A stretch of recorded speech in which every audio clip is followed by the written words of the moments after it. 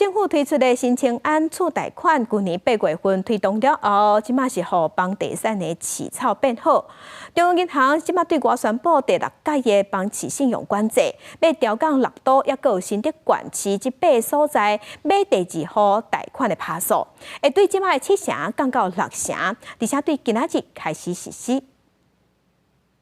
经过要4点钟的讨论，中央银行理监事会议确定，即摆维持政策利率无要改变，但是加入选择性信用管制措施。自然人伫6都加新竹县市等8个地区，第2户买厝的贷款相关的成数上限，对原本的7成降到6成。6月14上路，高调相信贷票存款准备率0.25%百分点，伫7月初1开始实施。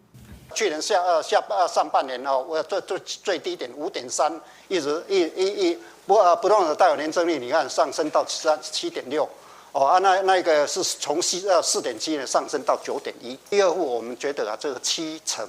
是稍微有一点太高了哈。尤金龙讲，新一波的选择性信用管制，甲特定地区第2户的贷款成数降到6成是假的管理，但是同款互换厝的人1年的抽退期，就是换厝的人同款有1年切结出售第1间厝的抽退时间。伫调起存款准备率了后，会减少银行会当贷的资金的数量，产生金融紧缩的效果，而且带动货币市场的利率起嚟。 除了会当对抗通膨，嘛影响到经济和房地产市场，对房市的降温有帮助。存款准备率也是我们的货币政策流动性管理的工具之一。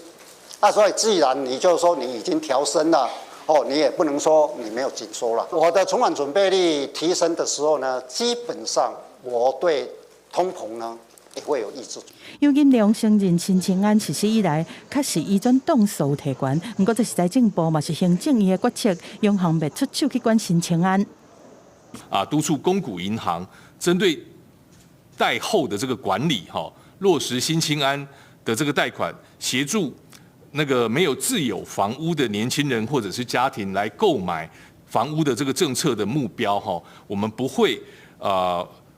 受到影响。另外，对通膨的情形，央行讲，今年前5个月物价年增率是2.24%，后半年服务类计销起势开始变慢。对全年 CPI 和核心 CPI 的年增率下收到2.12%和2%。另外，因为民间消费是继续温和的成长，加上全球终端需求回升，甲今年全年的经济成长率调起到3.77%。记者综合报道。